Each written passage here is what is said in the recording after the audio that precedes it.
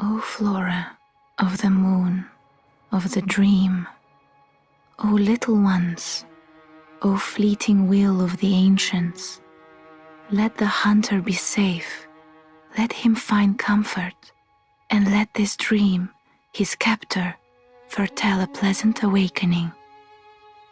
Hello and welcome to a new episode of Bloodborne lore.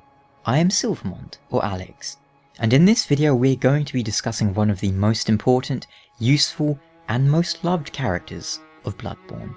She shares her role with the Maiden in Black and the Emerald Herald, and even shares a voice actor with the former. Without her, the challenges our good hunter faces would be that much harder to overcome. It is, of course, the doll. Unlike Priscilla and Shanalot, the doll lacks a name. Much like the Maiden in Black, she is an unknown entity. But are there any answers to her character? That is what we will strive to find out. So, let's start from the beginning and review what we know of her. There are a few hard facts surrounding the doll, so let's start with those. Starting up the game, in a scene I'm sure you are all familiar with by now, our good hunter receives a blood transfusion. Following this, they experience a nightmarish vision, during which they are stalked by a beast, and then saved by what the doll later refers to as the Little Ones. And we hear her voice for the first time. You found yourself a hunter. Following that mysterious scene, we will next meet her upon entering the hunter's dream, either by dying in Yharnam, or by reaching the first lantern and waking up in the dream. At this point we can see the doll, but usually we are unable to interact with her at this stage, as she appears lifeless, as the game puts it, just a plain doll. It isn't until later when we return with at least one point of insight that we see her standing and can talk to her. At this point she explains that she is a doll, here to look after us. By offering her blood echoes, she can aid the good hunter by increasing his or her abilities. And what are blood echoes? Hunters sustained by the dream gain strength from blood echoes. They imbibe the blood with thoughts of reverence, indeed gratitude, for their victims. In a very basic sense, we are vampiric in nature by this point. By consuming the life essence of others, we can grow stronger. In Dark Souls, it was the soul we consumed, and in Bloodborne, it is blood, fittingly enough. So, if the doll can manipulate blood echoes, what could that mean? Well, more on that in a bit. At this point, we know that she can utilize them to some extent, and we know that insight is required to interact with her. So what is insight? I believe it is essentially knowledge. Insight is specific knowledge on how much of the arcane and the cosmic that your character understands. But such knowledge proves dangerous, indeed terribly so, for there are some things we just aren't meant to know. And to use a grounded example, once our insight is high enough, we can spy the amygdala that lurk amongst Yharnam's spires. Does this mean the doll is a creature similar to the amygdala, cosmic by nature? Maybe. But let's move on. The doll will not speak to us all that much through the course of the game, but there are a few occasions during which she will remark on interesting topics. Once the player has defeated Rom and gained their first taste of kin cold blood, she will say the following. Good hunter, your presence somehow soothes. I sense the ancient echoes. They course your veins. The doll senses Rom's blood within us, the blood of a Great One. But if Rom is an infant Great One, created from a human, would that mean it is the infant blood that soothes the doll, in turn implying a maternal instinct? Or is it just the familiarity of a Great One's blood? Dare not to delve into the world beyond humanity, the eldritch truth touched upon long ago at Byrgenwerth. Whatever the case, it seems apparent that there is some connection between the doll and the Great Ones, cosmic entities, powerful alien gods, or whatever they may be. Another obvious link would be that the doll bleeds pale blood, the very thing we were told to search for upon awakening. Her blood is a milky white colour, and she's a doll. Why is she bleeding? Perhaps we can find some clues in the abandoned workshop, a place that appears to be the basis of the hunter's dream, in which we can find another plain doll, one that remains lifeless under all circumstances, save for the potential movement of a single digit. In this same area we can find the doll's clothes and a small hair ornament, both of which suggest that the doll was a labour of love. Discarded doll clothing, likely a spare for dress-up. A deep love for the doll can be surmised by the fine craftsmanship of this article, and the care with which it was kept. It borderlines on mania, and exudes a slight warmth. And a small, very ordinary hair ornament. Although it has been lost for quite some time, one can still see signs of the care with which this tasteful ornament was once kept. Its colour would stand most brilliantly against a head of greyish hair. The key word here being care, used in both items. Whoever made the doll cared about her appearance and went to seemingly great lengths in her creation, almost to the point of it being an obsession.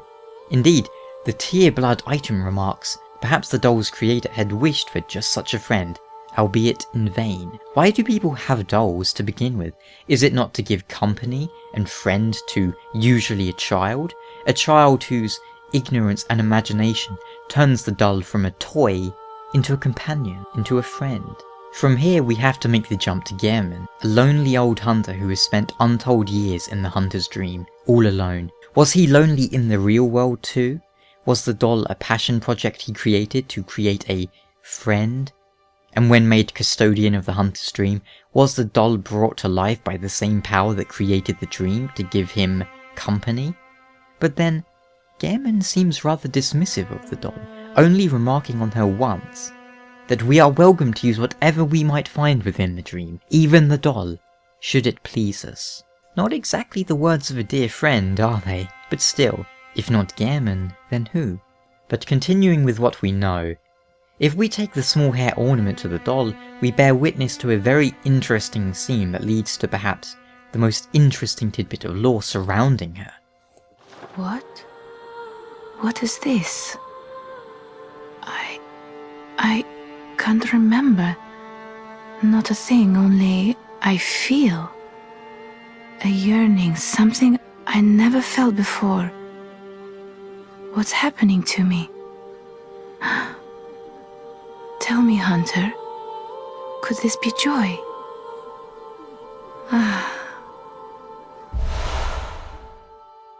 Now, if you chance to look at that tearstone item, we read the following. A doll sheds neither blood nor tears, and thus its nature remains unknown. Whoever thinks this is precious must be troubled by severe naivety. A doll sheds neither blood nor tears, and yet this doll sheds both, which to me states that this is not a doll. Oh, of course, the first time you expect it, the game tells you, just a plain doll, but the next time, when you have insight, it's anything but. So, what is she? For that, I think we have to look at Mergo's wet nurse. Consider the following. The nightmare of Mensis and the hunter's dream. Mikolash is the master of the nightmare, the host of the nightmare, the custodian of the nightmare. Gehrman is his counterpart.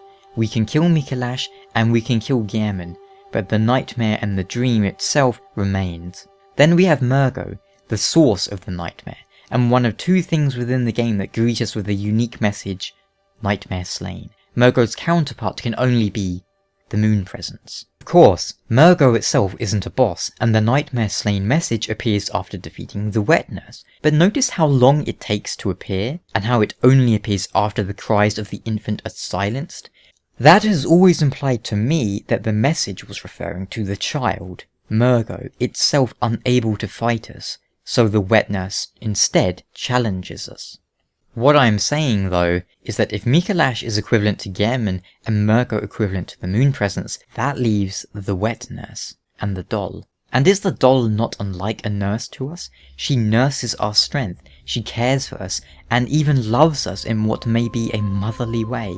Even if she's not a doll, she seems to retain memories of being a doll. For example, the tear she sheds upon being granted the hair ornament, and this line of dialogue. Do the gods love their creations? I am a doll created by you humans. Would you ever think to love me? Of course, I do love you. Isn't that how you've made me? Do we love her?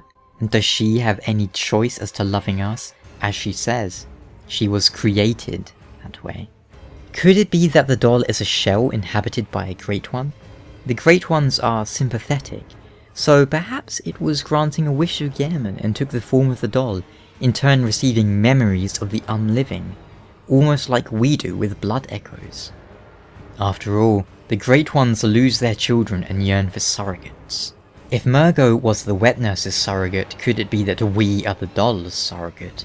During the third ending of the game, the doll lifts the infant Great One that the Good Hunter has become, and seems to cradle it as one would a child. Mere speculation, of course. But let's continue with that thread of logic. Was this the doll's goal all along? Was it manipulating us all along? Merely taking advantage of events? After all, the doll never instructs us, do this or do that. Never does she guide us along a certain path or hint at one ending over the other. Does the doll even know what she desires? And if she is a Great One, could she be one that we know of? The obvious question would be Erden? For Erden is a most interesting character. Erden is formless. Blood is Erden's medium.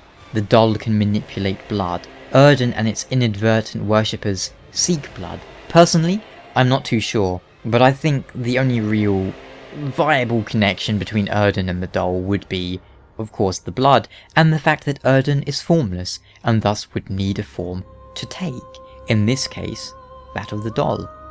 But I'm not convinced on that, and I do not really think that Erden is the doll. But I do think the chances of the doll being some form of Great One or kin are quite high.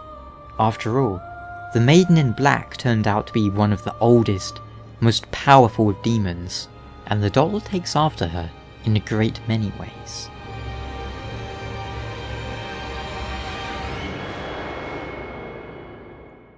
Farewell, Good Hunter. May you find your worth in the waking world.